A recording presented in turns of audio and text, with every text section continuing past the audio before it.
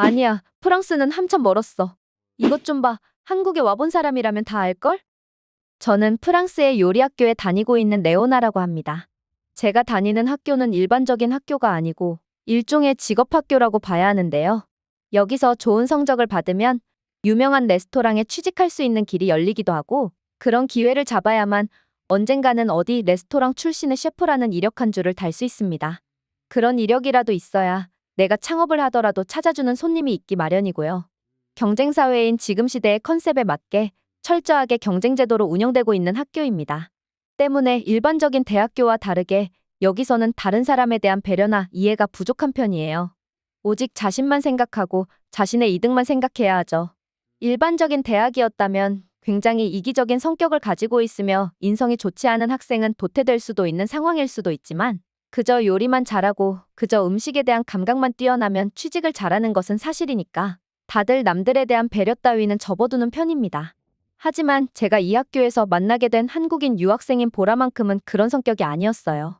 보라는 다른 사람들에게 웃으면서 인사를 건네는 친구였습니다.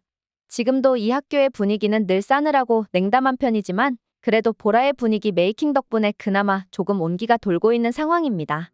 보라는 조금 특이한 경력을 가지고 있는데요. 이미 한국에서 근무했던 경험이 있다고 했어요. 호텔의 조리실에서 근무했던 경험이 있었고 5년 넘게 근무했으나 특별히 두각을 나타내지 못해서 요리를 더 배워야겠다고 생각이 들었다고 하더군요.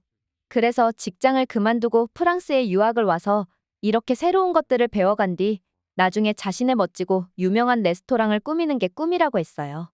모르긴 몰라도 저보다 나이도 한참 많을 거예요. 참, 제가 어떻게 보라에 대해서 이렇게 잘 알고 있냐고요?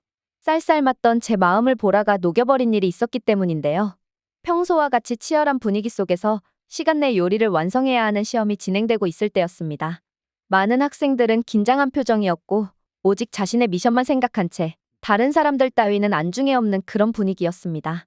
그리고 각자 준비해온 조리도구들을 품 안에 소중하게 간직하며 조리대 앞에 선 채 시험 주제를 기다리고 있었습니다. 교수님이 대형 화면에 시험 주제를 띄우기 시작했습니다.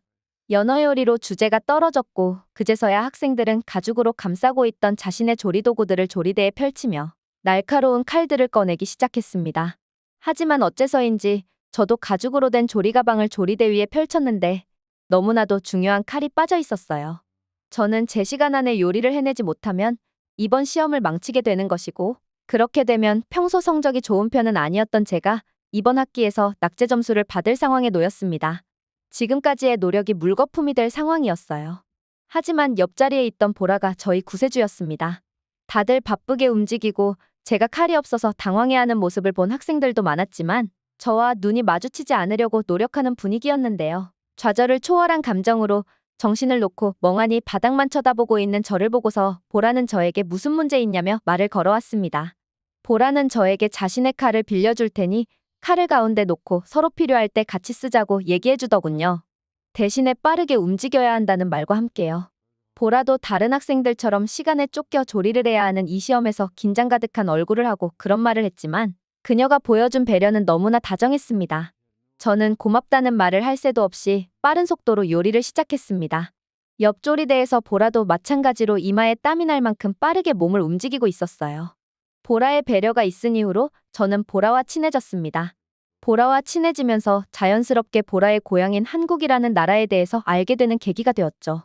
보라는 대부분 프랑스 방식에 맞추어서 행동하고 말하고 생각하는 듯 했지만 가끔씩 한국적인 행동이나 말들을 할 때가 종종 있어요. 그게 잘못되었다는 게 아니라 그런 보라의 행동을 보면서 한국 사람들은 이기적이지 않구나, 친구를 소중하게 생각하는구나, 겉으로는 차가워 보여도 알고 보면 속으로는 따뜻한 사람들이구나 같은 것들을 느낄 수 있었습니다. 예를 들면 번화가를 걷던 중 저희 앞을 지나가던 사람이 실수로 카드를 흘린 적이 있는데 그 카드를 주어서 바로 가져다 준다거나 버스를 같이 탑승했는데 머리가 하얀 할머니에게 자리를 양보해준다던가 하는 것들 말이죠. 보라의 그런 배려와 친절을 받은 프랑스인들은 하나같이 보라에게 너무나 감사해야 하는 말과 표정이었습니다. 남이 카드를 바닥에 떨어뜨리던 노인이 지하철에서 손잡이를 잡고 힘겹게 이동하던지 극한의 무관심을 보여주는 저와는 너무나 다른 모습이었어요. 그리고 그런 모습들이 평소에 습관이 되어 있는 것 때문에 학교에서 그 중요한 시험 시간임에도 불구하고 자신의 시간을 빼앗길 것을 알면서도 옆조리대에서 좌절하고 있는 저에게 그 칼을 빌려준 것도 아니겠어요?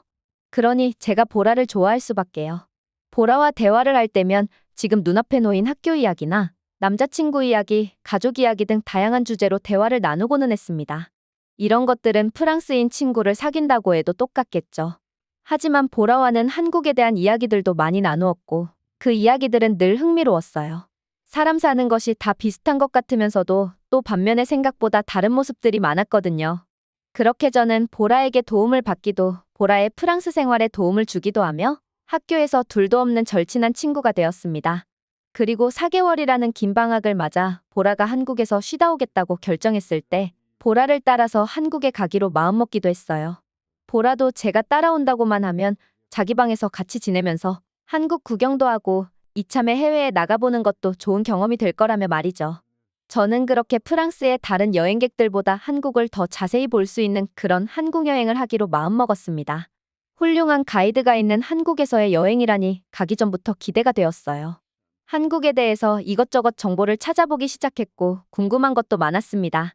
한국에서는 유료 화장실 개념이라는 것도 없다고 하고 공용 화장실이 정말 깨끗하다는 것 등 아주 사소하지만 많은 것들이 프랑스와 다른 것 같았습니다.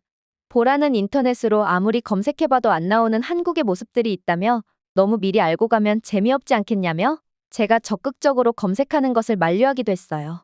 그렇게 다소 궁금증을 가진 채로 보라를 따라 한국으로 갔습니다. 많은 유럽인들이 느끼기에 한국의 공항에서 한국 특유의 빨리빨리 문화가 무엇인지 느낀다고 하는데 저도 마찬가지였습니다. 대형 여객기를 타고 왔기 때문에 저희 비행기에만 승객이 400명이 넘었어요. 하지만 한국의 입국 수속 절차는 20개가 넘는 부스에서 이루어지고 있었고 저희 비행기가 도착하자마자 불이 꺼져 있던 입국 수속 부스에서 불이 켜지기 시작했죠. 그리고 저희 뒤에 비행기가 또 도착했는지 입국 수속장은 그야말로 사람들로 가득 찼습니다. 하지만 새로 불이 켜진 입국 수속 부스의 힘은 대단했습니다. 빠른 속도로 줄이 줄어들고 있었어요. 보라는 이미 내국인 전용 입국 수속을 마쳐버려서 시야에서 보이지도 않더군요. 한국의 공무원들은 수많은 사람들을 매우 빠른 속도로 처리해 나갔고 드디어 제 차례가 왔어요. 빠른 속도로 처리하는 만큼 불친절함이나 귀찮은 듯한 공무원의 표정을 예상했지만 입국을 담당하는 한국인 직원의 표정은 여유있고 프로페셔널했습니다. 다소 긴장된 표정으로 입국 심사를 받는 저에게 한국에 오신 것을 환영한다고 그녀가 미소 지었을 때 저도 환하게 미소 지을 수 있었습니다. 예전에 미국에 놀러 갔을 때 그때 미국 LA공항의 직원들은 바쁜 업무를 처리한답시고 입국하는 손님들에게 다소 불친절했던 모습이 안 좋은 기억으로 남아 있었거든요. 하지만 더 많은 승객을 더 빠른 속도로 처리하는 한국에서는 불친절함 따위는 찾아볼 수 없었습니다. 당연히 한국에 도착하면서 기분이 좋아질 수밖에 없었죠. 이런 사소한 것도 그 나라를 처음 가보는 외국인으로 하여금 상당한 마음의 안정, 그리고 이 나라에 대한 기대감을 올려주기에 중요한 요소라고 생각하고 있는 사람으로서 한국의 첫인상은 100점 만점에 200점을 주어도 부족함이 없었습니다. 그리고 저는 보라와 함께 인천공항에서 버스를 타고 보라의 집인 대구로 향했어요. 보라는 버스를 타고 한참을 가야 자기 집이 나온다고 했고 해외여행을 하며 공항에서 내린 뒤 또다시 장거리 버스를 타야 하는 일은 쉽게 마주칠 수 있는 일이니 당연히 마음의 준비를 하고 왔습니다. 버스라는 것이 아무리 편해도 불편하기 마련이고 아무리 좋아봤자 버스라고 생각했고 저는 한국에 도착한 뒤 장거리 비행 직후 바로 장거리 버스를 타는 것에 부담을 느끼고 있었습니다. 아무리 마음의 준비를 했다고 하더라도 말이죠. 하지만 보라는 생각보다 편안한 여행이 될 수 있다며 너무 무서워하지 말라는 말을 했었는데 그 말은 정말 진심이었습니다. 한국의 공항버스는 굉장히 넓은 좌석에 굉장히 많은 편의시설들이 있었습니다. 일단 핸드폰 충전이 가능하다는 것 그 자체로도 저에게는 혁명과도 같았어요. 게다가 버튼을 누르면 화장실에 갈 수 있게 휴게소에 정차해주세요라는 의미를 담은 버튼도 있었는데 그것을 함부로 누르면 안 되겠다는 생각이 들기도 했죠. 하지만 말 안 통하는 외국에서 이런 의사표현을 할 수 있는 버튼이 있다는 것 그 자체만으로도 이미 외국인의 입장에서 한국은 부담이 안 되는 나라가 될 수 있겠다는 생각이 들었습니다. 사소하지만 작은 배려를 잘하던 보라와 마찬가지로 한국은 사소한 배려들이 잘 마련되어 있다는 생각이 들었습니다. 게다가 적당히 뒤로 젖혀지는 의자는 제가 숙면을 취하기에도 너무 편안했습니다. 인천공항을 떠나는 것까지는 기억이 나는데 버스가 정차하길래 깼습니다. 그랬더니 한국의 휴게소에 도착했다고 했어요. 유럽에서 흔히 마주치는 휴게소와는 차원이 달랐는데요. 한국의 휴게소는 거의 쇼핑몰과 다름없는 수준의 깨끗한 시설을 가지고 있었습니다. 거기서 파는 음식의 질도 상당히 높았고요. 그곳에서 저희는 배고픈 배를 채우기 위해서 음식을 사 먹었는데 정말 어쩔 수 없이 배를 채우기 위해 음식을 억지로 입으로 집어넣어야 했던 일반적인 유럽의 휴게소 음식과는 달랐습니다. 이런 한국의 모습은 앞으로도 한국 여행을 하며 어떤 놀라운 일이 나에게 일어날지 몰라 설레이는 기대감 같은 궁금증이 생기기 시작했습니다. 그렇게 신기했던 휴게소를 거쳐서 보라네 집에 도착했습니다. 보라네 부모님께 인사를 드리고 보라네 집에 머물면서 본격적인 한국 여행이 시작되었습니다. 이곳 대구에서는 여행할 곳이 많지는 않으니 자동차를 타고 대구 주변의 다른 도시들을 여행 가기로 했습니다. 보라가 운전면허가 있다고 했어요. 보라는 기존에 가지고 있던 운전면허증을 갱신해야 된다며 관공서로 향했습니다. 보라는 운전면허 갱신 기한을 초과한 상태여서 여러 가지 서류를 준비해야 된다고 했습니다. 고등학교 3학년 때 땄던 운전면허를 이제서야 갱신한다고 하더군요. 저는 보라의 신분증을 보고 그때 그녀의 나이를 처음 알게 되었는데 저보다 한참 많아서 놀랐어요. 한국 사람들이 유난히 어려 보이는 얼굴을 하고 있는데 보라도 마찬가지였죠. 그래서 저도 거리낌 없이 다가갈 수도 있었고요. 프랑스에서는 나이 차이가 많이 나도 친구가 될 수 있는데 자기보다 나이가 많아 보이면 또 그렇게 쉽게 친구가 되지는 않거든요. 아무튼 보라는 이제부터 서류를 준비해야 된다고 하더군요. 자신이 면허갱신 기한 내 외국에 있었다는 사실을 증명하면 과태료도 내지 않고 아무런 문제 없이 갱신이 가능하다고 했습니다. 그리고 그렇게 해야 자신의 운전면허가 유효해지기 때문에 그때부터 운전을 할 수 있다고 하더군요. 한국이 일 처리가 빠르니까 저는 그래도 일주일 정도면 충분하겠다고 생각했습니다. 프랑스에서는 몇 달씩 걸리는 것은 기본인데 한국 사람들은 관공서도 일 처리가 매우 빠르다며 인터넷에서 많은 사람들이 대단하다는 이야기를 했던 것을 봤기 때문이죠. 하지만 제 예상은 완전히 빗나갔습니다. 보라는 근처 관공서에 가는 것이 아니라 집에 있는 컴퓨터를 이용해서 관련된 서류를 발급받아 출력을 해버렸습니다. 자신의 출입국 기록이 적혀져 있는 서류였습니다. 누가 봐도 관공서에서 발급해야만 하는 서류였는데 관공서에 직접 찾아가지 않아도 이렇게 집에서 서류가 인쇄되어 나오니 제 입장에서는 완전히 믿지 못할 광경이었어요. 그리고 보라는 그 서류를 가지고 근처에 있는 면허시험장에 방문하면 된다고 하더군요. 보라를 따라갔다가 거기서 또 한 번 놀라고야 말았습니다. 서류를 제출하고 기존의 면허증을 반납한 뒤 현장에서 사진을 촬영했으며 그 촬영한 사진을 바로 새로운 면허증에 새겨서 새 면허증이 완벽하게 발급이 되었습니다.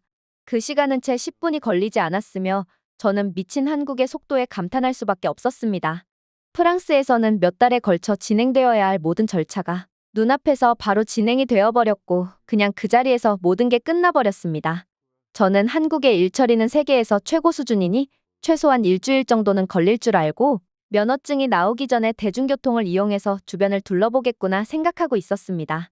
그래서 보라몰래 대구에 가보고 싶은 곳을 검색해보고 있었고 거기에 데리고 가달라고 말할 계획이었거든요. 저희는 시차 적응을 마치는 며칠간 대구에 머물며 대구 주변의 번화가에도 가보고 등산도 해보는 시간을 가진 뒤 보라의 새 면허증과 함께 보라의 부모님이 빌려주신 자동차를 타고 부산이라는 대도시로 향했습니다. 보라는 면허를 취득한 지는 오래되었지만 운전은 매우 서툴더군요. 보라는 차 유리 뒷면에 초보운전이라는 스티커를 붙인 채로 운전을 했어요. 그리고 한국 사람들은 보라가 실수하거나 느린 속도로 운전을 할 때마다 그 스티커를 보고 알아서 잘 피해가는 듯한 느낌을 받았습니다. 그렇게 한국의 쾌적한 고속도로를 타고 부산으로 향했습니다. 그리고 부산이라는 도시가 멋지고 볼 것이 많았다는 것은 누구나 알 수 있는 사실이니까 저는 한국 사람들의 친절한 모습에 대해서 이야기를 해보고 싶습니다. 더 정확히는 프랑스의 부끄러운 모습을 반성하는 취지의 말을 하고 싶습니다. 제가 이 글을 쓰게 된 핵심적인 내용이기도 하고요. 한국 사람들은 외국인인 제게 매우 친절한 편이었는데요. 특히 저희 부모님 또래의 머리가 하얗게 물들어 있는 한국의 어르신들은 저에게 적극적으로 말을 걸어주었습니다. 간단한 영어로 어디서 왔느냐는 인사말을 시작으로 한국에 온 것을 환영한다는 인사를 여러 차례 받았어요. 그리고 그들은 외국인인 제게 진심으로 환영해주는 듯한 모습이었습니다. 이것은 정말 프랑스뿐만 아니라 모든 유럽 국가들이 배워야 된다고 생각해요. 아니, 반성해야 한다고 생각합니다. 프랑스의 노인들은 가끔 동양인 관광객에게 여기 왜 왔냐는 말을 퉁명스럽게 하고요. 더운 여름날에 더워하고 있으면 더워서 힘드냐고 말을 걸어놓고 덥다고 말하면 더운데 왜 여기 프랑스에 있어? 니네 나라로 돌아가라는 말을 내뱉고는 하거든요. 제가 그런 장면을 지금까지 살면서 수십 차례 목격해왔는데 한국에서는 어르신들이 저에게 말을 걸 때 환영한다는 말을 해주고 있었거든요. 그래서 처음 한국의 어르신들이 저에게 웃으며 말을 걸어올 때 긴장하는 마음도 있었어요. 나에게 차별적인 발언을 하면 싸워야 하나? 무시해야 하나? 프랑스 노인들이 동양인 관광객들에게 하던 짓을 내가 여기 한국에서 그대로 당하는구나? 어쩔 수 없구나? 이런 생각이 머릿속을 스쳐갔는데 말이죠. 알고 보니 그들은 저에게 환영 인사를 해주고 싶었던 거예요. 저는 마음이 너무 뭉클해졌고요. 그리고 그런 인사를 받을 때마다 너무 감사하고 죄송한 마음이 들었습니다. 프랑스에 있을 때 내 앞에서 프랑스의 노인이 차별적인 발언을 내뱉을 때마다 그들을 도와주지 않고 그냥 무심하게 지나쳤던 제 자신을 반성했습니다. 그리고 제가 한국의 어르신들이 저에게 차별적인 발언을 하고 너네 나라로 돌아가라는 말을 했다면 제 한국 여행은 정말로 끔찍했을 것이라고 확신이 들었습니다. 그런데 프랑스에서는 그런 일들이 자행되고 있고 한국인들을 포함한 많은 동양인들이 받아서는 안 되는 대접을 받고 있어요. 한국에서 누군가 외국인에게 차별적인 대우와 언성을 높여 화를 내고 있으면 이 한국 사람들은 당장 도와줄 사람들이 분명한데 프랑스에서는 내 알 바 아니니까 신경 쓰지 말자라는 생각으로 그냥 그곳을 지나쳐갈 것이 분명하잖아요. 저는 한국을 여행하며 무엇보다도 한국 사람들의 따뜻한 모습에 크게 감동을 받았습니다. 그리고 아직도 한국의 어르신들에게 너무나 감사한 마음을 가지고 있어요. 한 가지 분명한 것은 한국에서처럼 프랑스를 방문하는 외국인들에게 환영 인사를 건네지는 않더라도 최소한 너네 나라로 돌아가라는 등 불쾌한 말을 건네는 사람이 제발 없어졌으면 하는 마음이 가득합니다. 그리고 저는 앞으로 내 앞에서 프랑스의 노인이 외국인 관광객에 그런 차별적인 대우를 한다면 절대로 참지 않고 본때를 보여주겠다는 생각을 가지고 있습니다. 그리고 그 노인의 싸움 대상이 나로 바뀌게 된다고 하더라도 말이죠. 그리고 이 글을 보는 프랑스인들도 반성을 해야 한다고 생각합니다. 자신이 외국에 나가서 그런 안 좋은 소리를 듣고 차별적인 모욕을 듣는다고 생각해보세요. 이제는 이런 행태를 멈춰야 할 때가 아닐까요? 저는 한국을 여행하며 한국의 발전된 모습, 한국의 빠른 일처리 등 수많은 장점들을 보고 왔지만 이것만큼 더 뜻깊은 교훈은 없었다는 생각이 듭니다. 요즘 젊은 세대들은 한국 이야기에 관심이 많은 사람이 많아서 이렇게 한국에 오게 된 이야기부터 천천히 글을 쓰다가 뒤늦게 제가 진짜 하고 싶은 이야기를 꺼내기는 해서 단순 여행기로 생각하고 여기까지 글을 읽어오신 분들이 계시다면 그것에 대해서는 사과 말씀을 드리고 싶습니다. 하지만 제가 강조한 이 부분을 꼭 기억해 주세요. 한국의 어르신들의 친절한 모습을 기억해 주세요.